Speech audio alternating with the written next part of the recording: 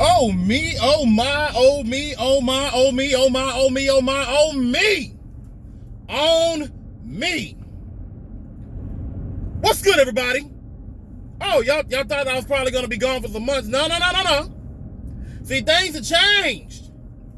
I done reconvened. I done became renewed, revigorated, re-energized. As I have finally set the roadmap up for my progression, because I was once lost, gone with despair, depression, negativity swarming all around me. But then I took time. I laid out what I needed to lay out for myself, for my very being. And I decided, being given the opportunity to discuss what may be the most important match of the year. I am back to making videos. Now then, it's still a working curve and process, because let's be honest, I'm not perfect. I'm not on a proper cycle and routine, but I can guarantee I can do this more often. I can talk about these things. I have to find the time and go back from the basics. And now that I've spent a minute and a half opening up like this, let me just say, it's 2023. New year, new beginning, new energy. I'm trying to get back on the road that I was on once before, because there was a time where I was on a roll. I was getting some decent views to pick up, and I just couldn't capitalize because I'm going through so much shit. And I'm going to go through more, but I told myself some time ago, take the time out, get my mind flowing, and work on me all in all beginning of the year. And this is right now the start of that. If you watch this video, thank you very much, especially if you got to this point, because some people don't even get this far. So yes, I just want to show appreciation to anyone that watches, and we'll show a little bit of support. So before I even get started, like, share, subscribe, and comments. And then now with that out the way, because that's just the business aspect of it, let's get started on this motherfucking match. I knew last year when everything was building up in the trios tournament, and years before that with Ospraey just shooting, just pew, pew, pew, pew, just all around pew pews at Kenny Omega, that it was going to come to something like this. But then when it came out that Kenny was coming back to New Japan for one night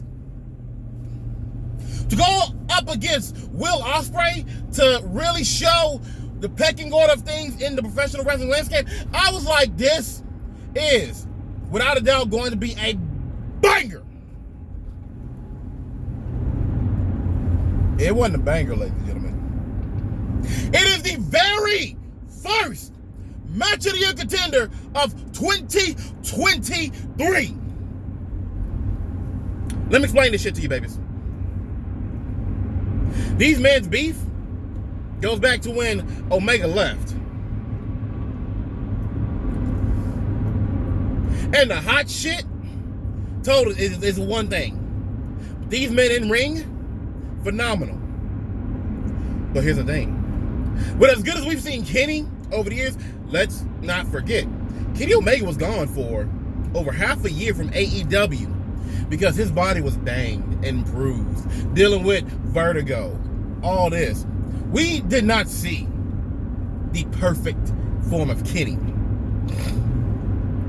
In this match, I believe we got the closest thing to it. This match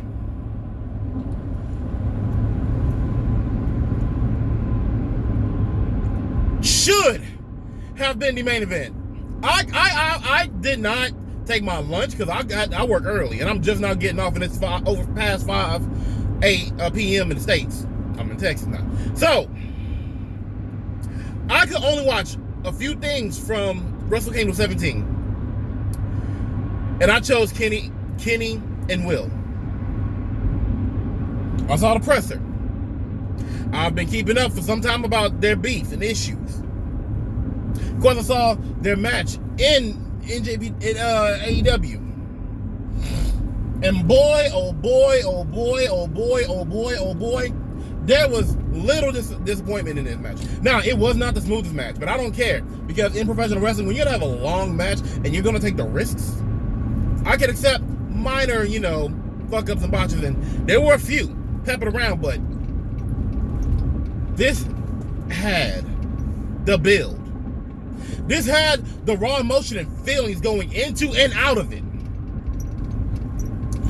It felt like these motherfuckers hate each other, because it started off just right with Will Ospraey trying to get it in with a quick hit, but Kenny sees this young man. He sees he's hot-headed. He needs to be cooled down, and it's all right, babies, because Kenny was looking in optimal form. I can't say this is his best physique, but this is some of his best work. Without a doubt, if anybody says this is not a 5-star match, well, I'm sorry, but you are greatly mistaken. Minimum 5 stars. I can say touching 6 stars. And if only it was just if you just had that little Salt Bay just a little bit more, I would say it could arguably be 7 stars. I'm going to wait and see what Meltzer does. But if this was me, and we were graded on my grading curve, this is an S match. This match, this build, this story, these men, S's. No, it's not an A+. It is an S. It is an S. I don't care how you need to see it. I want you to see the match in its entirety. Treat it with the same reverence we treat the Omega Okada bouts. You can't just watch highlights. You got to watch the whole thing. You got to get involved and invested. Now then, I'm not doing a breakdown bit by bit of what the fuck happened in the match, because that was way long ago and I don't have my notes. I will tell you this: the craziest things in this match, besides this man Kenny Omega being so vicious that he bashes Will's head into a table, which already has a hole in it from him stomping this man, he starts breaking off more chunks. The crazy snapdragons, avalanche suplexes, just the damage that this man Kenny put on Will. The monster comeback spot from Will, powering up like Hogan, like he's over here trying to go Super Saiyan for the first time. Will's and Omega's counters going to the stretch. The sequences of strikes and moves, the selling. Oh my God! And the shock, Kenny Omega win to once again become IWGP United States Champion. I'm gonna be honest. Kenny Omega, I love the Elite. I love the Elite. They gotta lose tonight. I'm sorry. Kenny's banged up. Nick dealing with some damage. They're trying, they're banged and bruised, but the Elite are looking busted. Kenny got black-eyed in this match. I'm sorry, but no.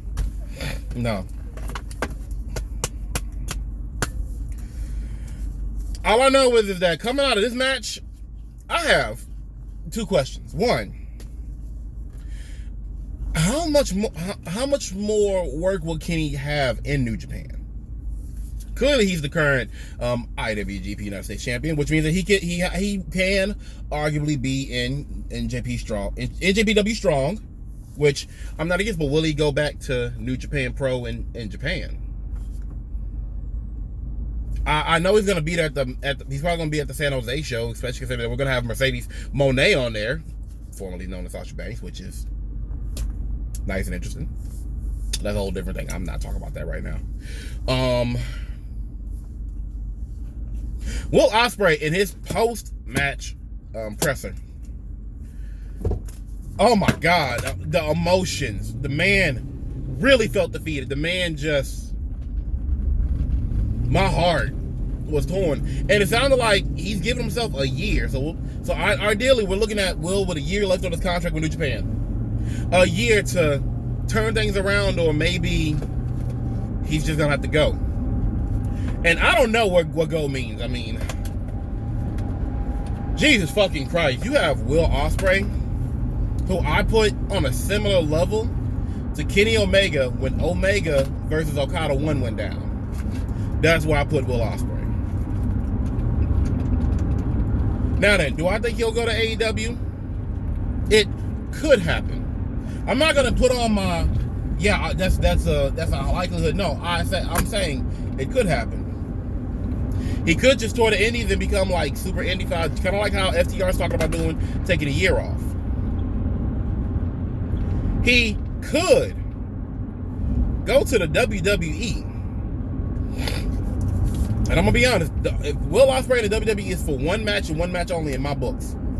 Him and Seth freaking Rollins. There is no match that could possibly top this one. I'm sorry. I don't think in this year there's anybody currently, outside of maybe Zack Sabre Jr. and Bryan Danielson, that could top what Will and Omega did. What could match it? And honestly, I don't think it'll match it per se as much as it could be hype, it could be exciting. Is having Will go up against Seth Rollins. But looking at this match, I understand something. I love the WWE. I have history with the WWE. I love AEW. And I love AEW because it welcomes so many different styles. The WWE does not. And I'm not going to shit on the WWE. The WWE has its own unique style. And I'm not against it. But I don't see the WWE matching anywhere close with Impact and Flow. And I kind of have to say this, Passion, current WWE, as what Ospreay and Omega did. Because AEW can go as hard as NJPW. NJPW works to one particular style, while AEW most definitely is open to multiple. It doesn't have an in-house style, unlike the WWE. So I will put it like this. We'll consider that WWE has something happening going on with New Japan, although not on AEW's level, considering that when Carl Anderson had his match, you didn't see a WWE logo anywhere. I didn't hear his WWE music. So it's possible that maybe we don't get Seth and Ospreay, even though that match is money and could main event more so than anything that got with a Roman. Just put it out there.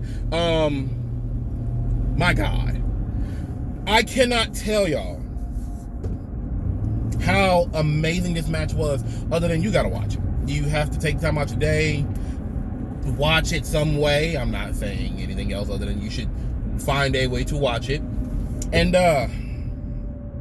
just remember why pro wrestling is amazing. And we got the first match of the year candidate of 2023, and I'm just happy that it had two of the best wrestlers in the world. And with that being said, I gotta get ready for Dynamite, because I'm waiting to see how they're gonna how Tony Khan's gonna kick off this year. Anyway, it's been your boy WXG Doria, and Happy New Year, Happy 2023. I hope y'all grow with me. Until then, peace.